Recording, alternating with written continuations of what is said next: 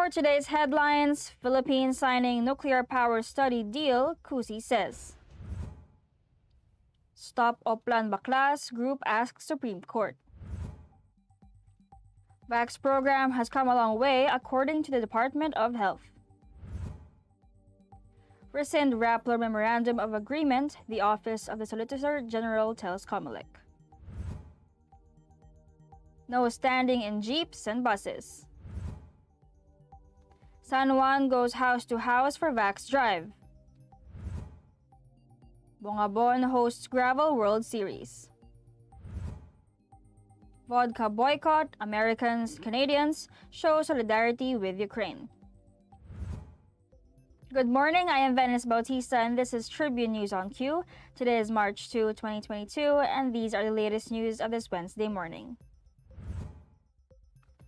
The Department of Energy is set to sign a cooperation with its partner in the United States this week for the development of nuclear energy as a viable power source in the Philippines, Secretary Alfonso Cusi has told Daily Tribune. They are pushing for the inclusion of nuclear energy in our energy mix, and they have already prepared all the frameworks. All they need now is to get the approval of the President to have it in our energy mix, Cusi said, referring to his message to U.S. officials during a briefing he gave them.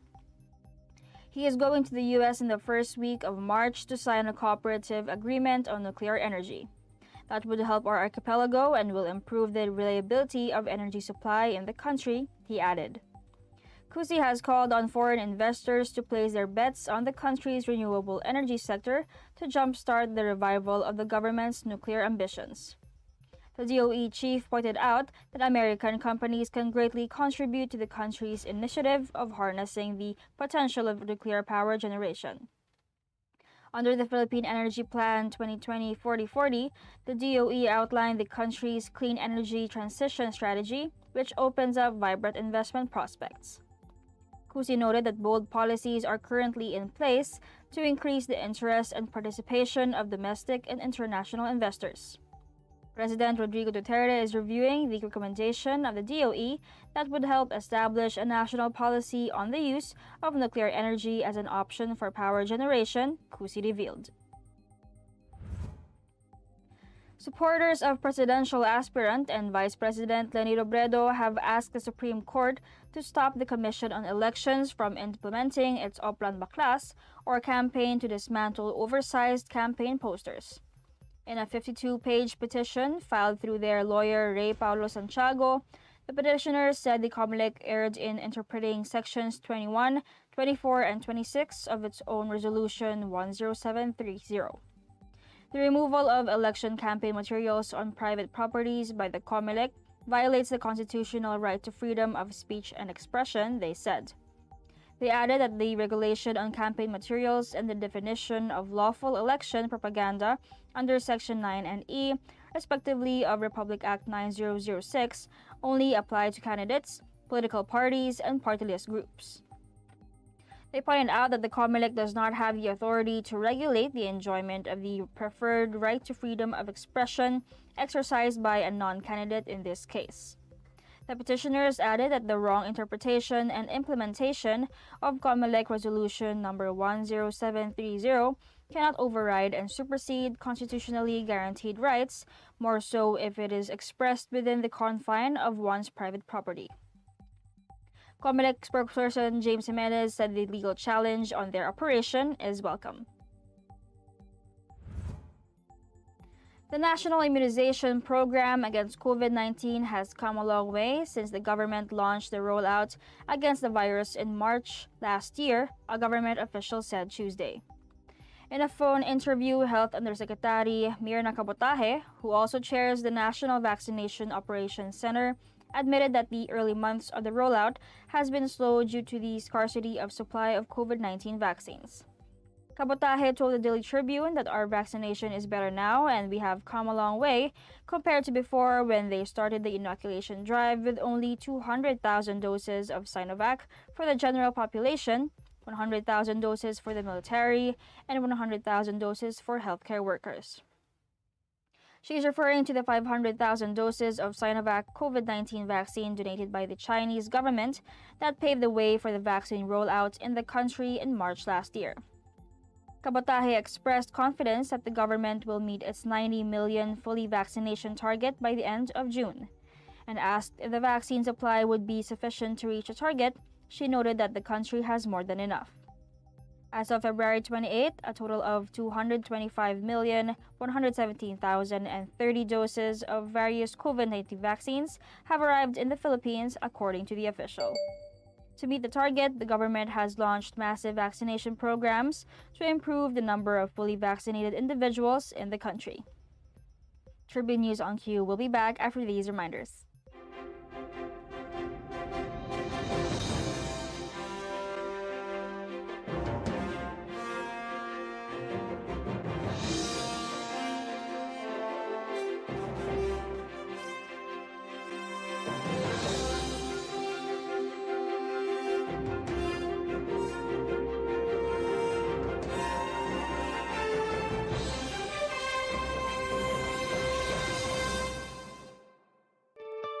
Mga katribu, tara na't makiisa at matuto sa mga public service programs hatid ng Kalingang Katribu. Tuwing Lunes, nandyan ang usapang business na magbibigay tips at inspirasyon sa mga aspiring entrepreneurs kasama si Vernon Velasco. Tuwing Miyerkules, usapang pangkalusugan naman ang tatalakayin ni Miss Cory Quirino sa Health and Wellness. At tuwing Biyernes naman, kung legal advice ang kailangan mo, sagot ka na ng Legal Diaries kasama si Elmer Navarro Manuel at mga guest lawyers. Lahat ng niya mapapanood tuwing alas 3:30 ng hapon sa Daily Tribune Facebook page at Tribune Now on YouTube. This public service advisory is brought to you by Daily Tribune and 100.3 RJFM. Oh, vaccination, isolation. Gotta keep up with my nutrition. Gotta maintain my body condition. Then I can take my vaccination. What do I choose? What do I take? As long as it is not a fake. AstraZeneca, Moderna, BioNTech, even Sinovac, okay na.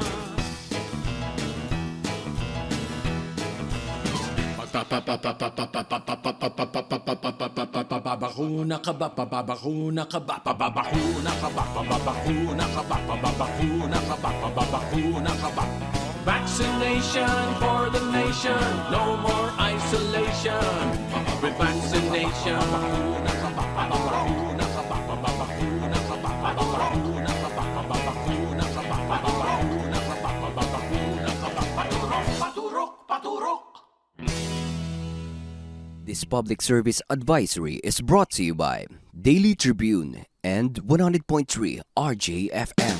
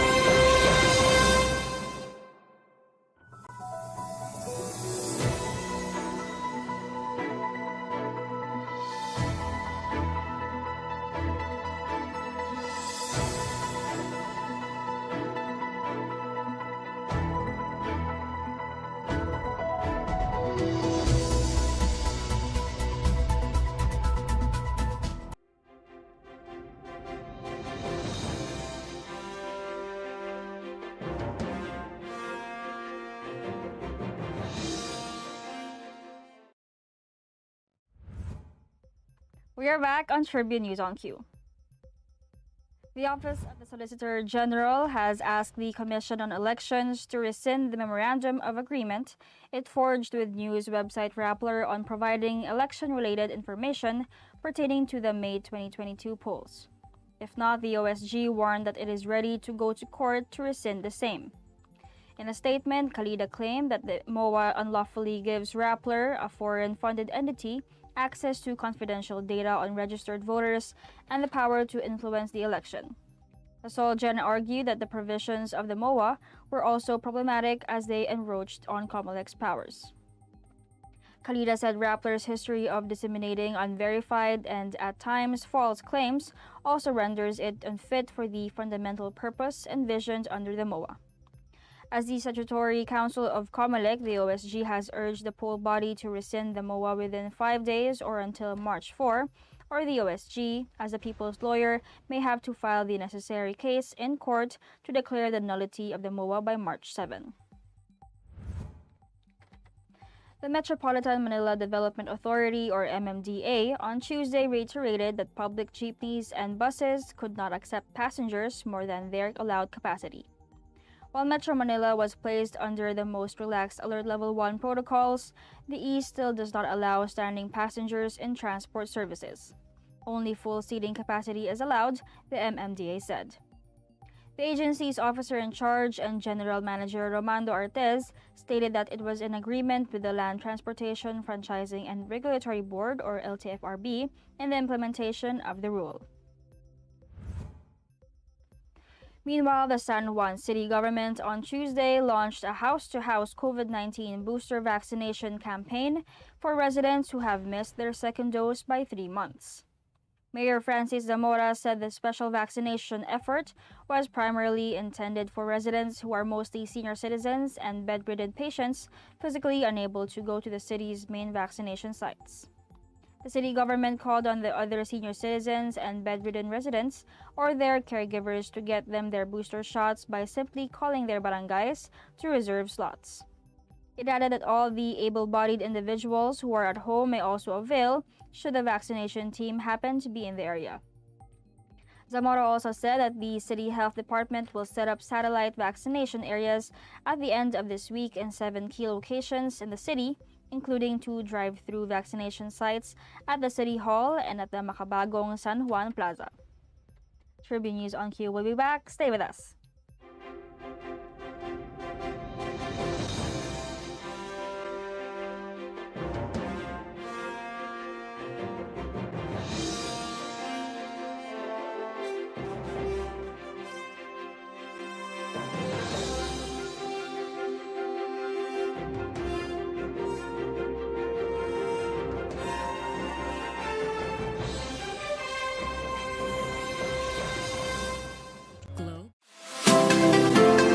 Magandang araw mga katribu! Narito na ang mga makakasama nyo tuwing umaga sa programang Gising Na. Roy Pelevelo, Atty. Lia Badillo Crisostomo, Vernon Velasco, Kim Sancha at Chirk Balagtas.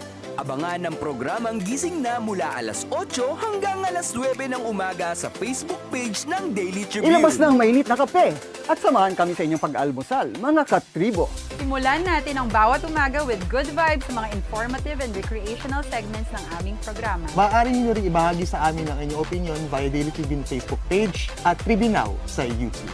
Makichika na rin sa latest showbiz happenings, mga katribo. Kaya naman, magkita-kita po tayo mula Lunes hanggang Biyernes, alas 8 hanggang alas 9 ng umaga at magsama-sama po tayo sa Gising Na!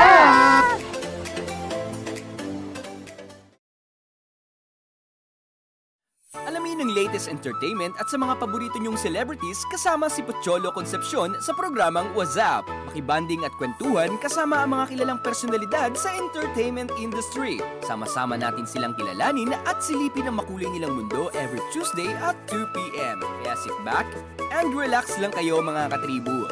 Hanapin at ilike ang Daily Tribune Facebook page at Tribune Now on YouTube. Dahil sagot na namin ang masayang kwentuhan dito lang sa WhatsApp.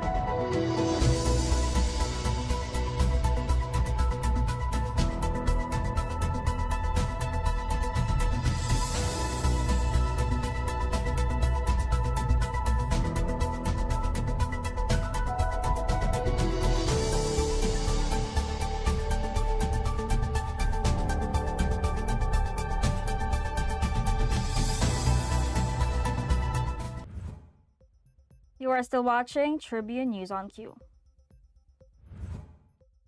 Bongabon, Nueva Ecija will play host to the qualifying events of the 2022 Trek Union Cyclists International, or UCI, Gravel World Series, making it the only country in Asia to host the prestigious cycling event.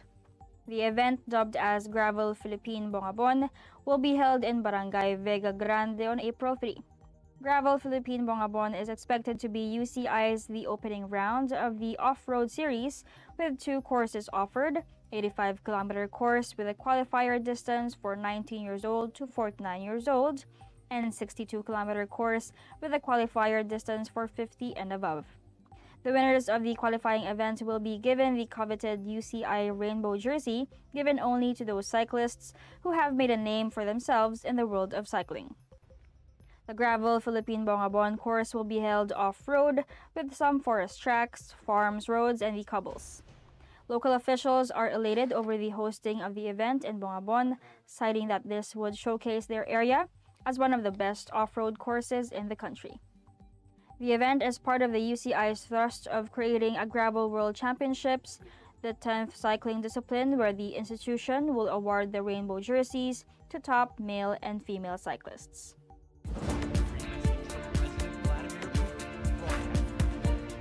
We have Russian forces coming in from the south, landing A potentially devastating war in Ukraine is just